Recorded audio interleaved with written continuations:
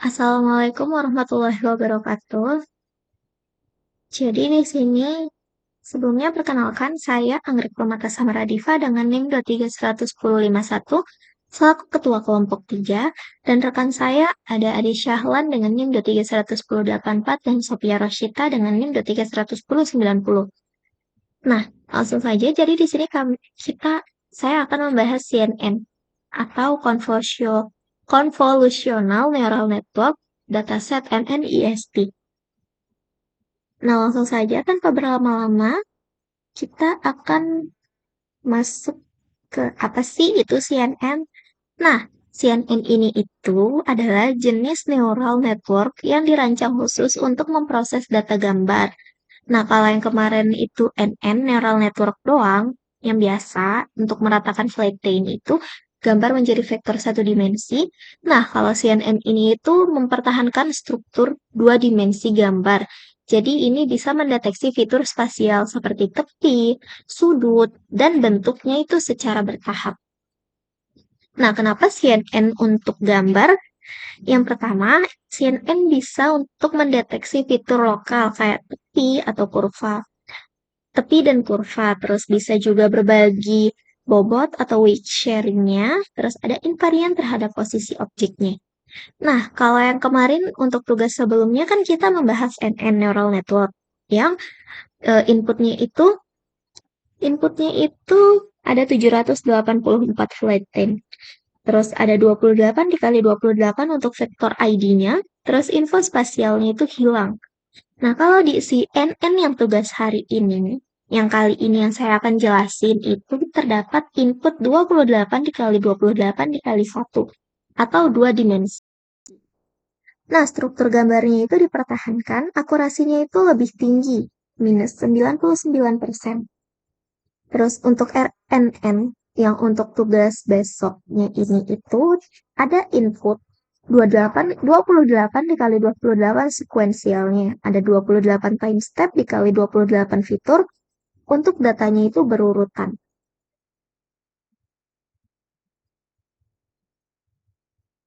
Terus eh, kita masuk arsitektur CNN-nya untuk MNIST. Nah, di sini ada input 28 dikali 28 dikali 1, terus ada conv-nya 2 dimensi, 32 filter, 3 kali 3 relu-nya. Terus maksimal pool-nya 2 kali 2, conv 2D-nya, 2 dimensinya itu 64 filter, 3 kali 3 relu.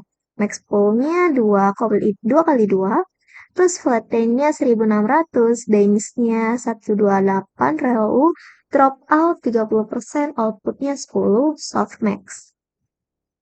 Nah, untuk penjelasannya ini tuh, conv 2 dimensi 32 filter ini itu deteksi fitur dasar kayak tepi garis, sudut, kernel 3 kali 3 menggeser ke seluruh gambar. Terus kalau yang max pooling 2 kali 2 ini itu reduksi dimensi atau 26 dikali 26 ke 13 kali 13. Ini ambil nilai maksimumnya dari area 2 kali 2 ya.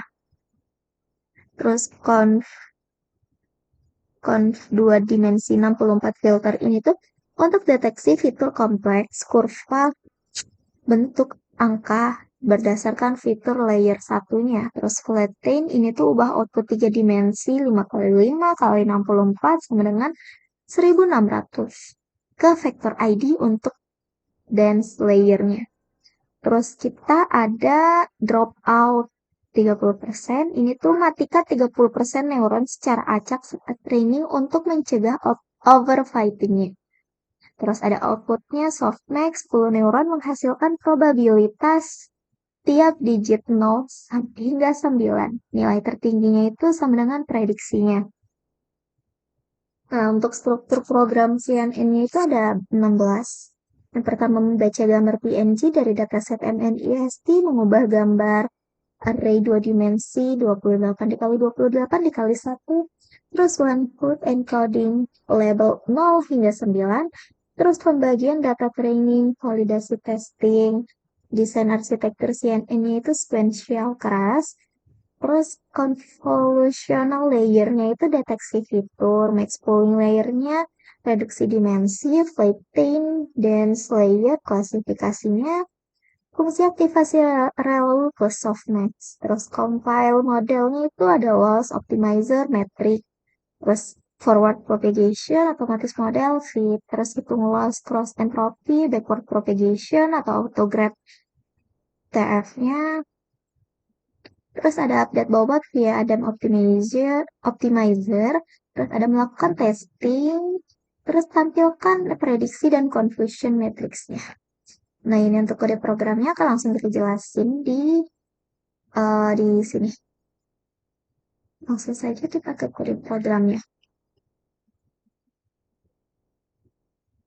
Nah, jadi di sini itu yang pertama kita ada import OS. Jadi di sini kan sudah ada nih untuk membaca gambar PNG yang tadi sudah saya jelasin. Terus ada kita yang pertama di sini import OS-nya. Nah, OS ini tuh untuk baca folder seperti yang mungkin sudah familiar ya untuk import OS, import NumPy, terus from fill import image ini itu untuk fill ini tuh pillow untuk buka dan baca file gambar PNG. Terus ada TensorFlow dan kerasnya ini library utama untuk membangun CNN-nya. Terus ada layers.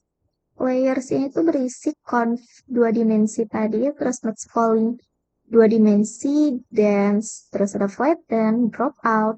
Terus kalau models ini tuh untuk modelnya sequential.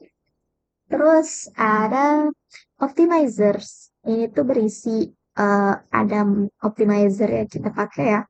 Terus loss, ini tuh berisi categorical cross entropy fungsi lossnya.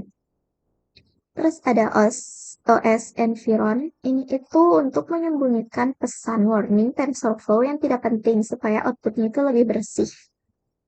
Nah, terus ada dev baca dataset. Nah, ini kita membaca gambar PNG dari dataset NNEST ya. Nah, kalau di NN biasa kan kalau format gambarnya itu di flatten itu jadi vektor 784 atau satu dimensi. Nah, untuk CNN ini tuh dipertahankan sebagai 28 kali 28 dikali 1, berarti 3 dimensi. Ini tuh tetap terjaga, kalau yang di NN biasa itu dia hilang untuk spasialnya.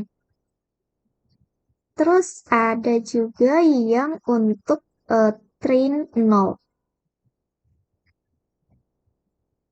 Train. Nah, di sini tuh kita ada loop dari digit 0 hingga 9 ya. Kita masuk ke folder 0 sampai 9. Jadi kan ada 10 nih. Nah, jadi tuh untuk setiap file PNG-nya itu gambarnya itu kita ubah ke grayscale, convert L-nya. Terus kita ubah ke array NumPy dengan tipe float 32. Terus normalisasi, kita bagi 255. Nilai pixelnya jadi rentang 0,1, bukan 0 hingga 255 lagi. Terus ada reshape. Ini tuh 28, 28, 28, 1. Angka 1 itu berarti satu channel atau grayscale. Nah, kalau gambarnya berwarna RGB berarti channelnya 3. Nah, terus um, ada def1 hot encoding.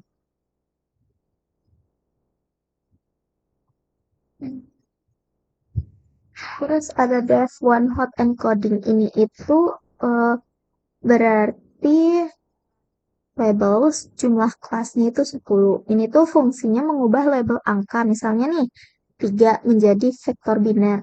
Contohnya ini label 3 ada 0, 0, 0, 1, 0, 0, 0, 0, 0, 0 sampai 10. Terus label 7-nya ada 0, 0, 0, 0, 0, 0, 0, 0, 0 sampai ada satunya 1 dan 0, 0. Nah, ini tuh diperlukan untuk karena kan playernya punya 10 neuron, 1 per digitnya. Supaya kita bisa hitung loss-nya itu berarti labelnya harus dalam format yang sama dengan output modelnya. Nah, terus ada def bagi data validasi. Ini kocak. Ini ada data validasi. Ini tuh untuk datanya berarti kita bagi menjadi 3 nih. Ada 85% untuk training. Terus ada validasinya 15%, terus ada testingnya. Ini cuman dipakai hanya untuk di akhir, untuk evaluasi finalnya ya, untuk kalau yang testing itu. Terus kita ada membuat arsitektur CNN dengan keras nih. Nah, yang pertama di sini tuh kita ada nih, ini contohnya. Di sini terdapat 32 filter. Ini model kita membuat 32 detektor fitur yang berbeda. Jadi masing-masing filter masih belajar ngenalin satu jenis fitur. Kayak misalnya nih garis horizontal, garis diagonal, tepi kiri, tepi kanan, dan lain-lainnya. Terus ReLU itu fungsi aktivasinya. Terus padding atau valid, ini tuh tidak ada padding, sehingga outputnya sedikit lebih kecil dari input. Terus output shape-nya ada 26, 26, 32. Nah, ini untuk outputnya ya. Jadi ini tuh berarti ada lebar, tinggi, berkurang 2 pixel, tapi jadinya 32 channel. Nah, terus di sini ada model .add layers conf ini. Ini tuh berarti kita ambil ini sorry. Ini berarti kita ambil nilai maksimum dari setiap areanya, berarti 2 kali 2 pixel.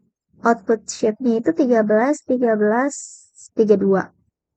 Nah, ini ukurannya itu turun setengah. Jadi 26 dibagi 2 itu berarti 13 kan. Nah, ini tuh digunakan untuk mereduksi dimensi. Itu lebih cepat, lebih efisien, sambil mempertahankan fitur yang paling kuat. Terus ada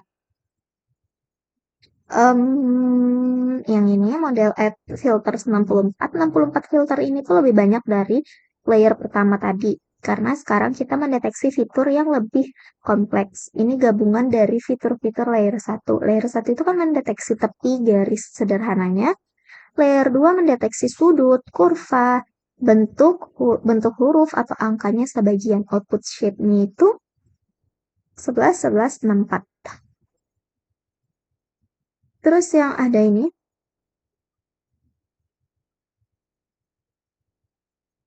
ada yang bagian flatten ini. Itu reduksi dimensi lainnya ya. Berarti outputnya itu shape-nya 5, 5, 6, 4. Untuk 3D tadi.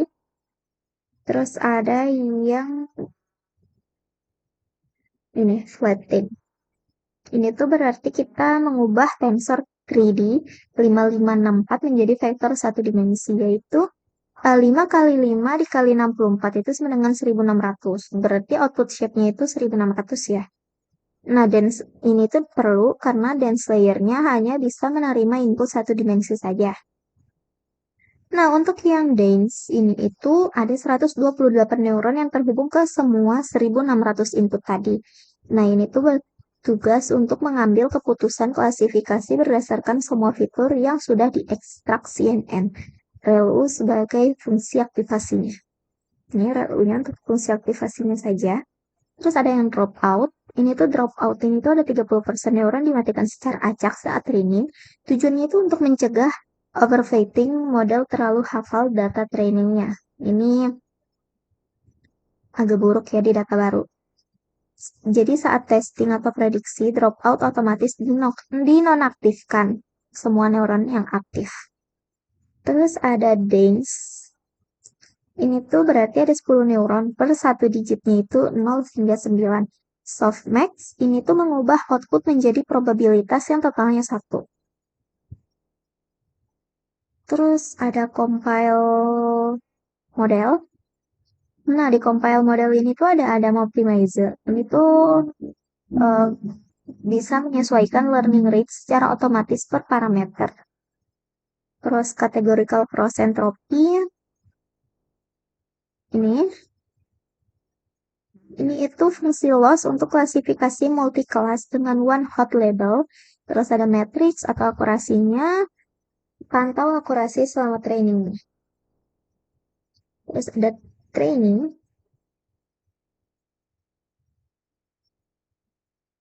Hmm, ini untuk penjelasan.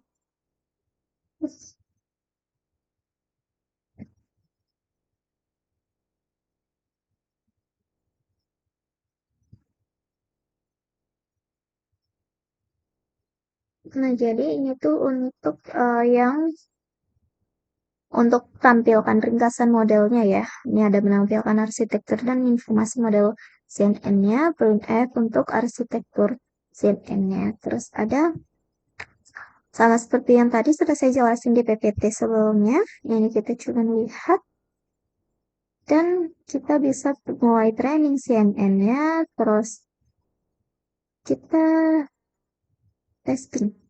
Langsung saja kita mulai ke testing. Itu testingnya ini Dev lakukan testing ini gitu. Berarti ada model evaluate. Ya. Nah, berarti ini tuh hitung loss dan akurasi di data tesnya. Terus ada model predict, ini hasilkan probabilitas untuk setiap gambar tesnya. Data tes ini tuh tidak pernah dilihat model selama training.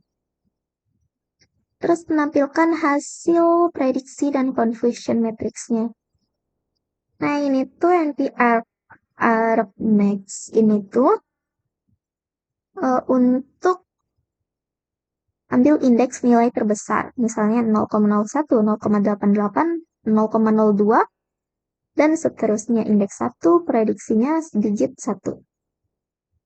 Confusion matrix 10 kali 10 barisnya itu dengan label asli kolom. Kalau kolom itu prediksi modelnya, diagonalnya itu prediksi benar, non-diagonal itu berarti kesalahan. Misalnya modelnya ngira angka 4 sebagai 9. Itu salah. Berarti dia non-diagonal. Terus akurasi per kelasnya, ini tuh nunjukin digit mana sih yang paling mudah atau sulit diprediksi model. Terus kita masuk ke program utamanya. Ini ada di program utama dan max per kelasnya itu ada 500. Terus learning rate-nya 0,01, 0,001. Terus ada epoch-nya 10. Terus base size-nya itu 60. Ini tuh konfigurasi hyperparameter terpusat di satu tempat ya. Terus programnya ini punya mode dummy yang kalau datasetnya itu tidak ada tes program dengan data acaknya minus 10% akurasi. Terus alur eksekusinya baca data buat model training, testing, dan tampilkan hasilnya. Terus testing. Mungkin yang ini sudah ya, udah lebih jelas. Mungkin penjelasan, mungkin lebih kurangnya penjelasan dari saya mohon maaf. Mungkin cukup untuk itu saja penjelasan dari saya. Lebih kurangnya saya mohon maaf. Wabillahi taufiq wal hidayah. Wassalamualaikum warahmatullahi wabarakatuh. Terima kasih.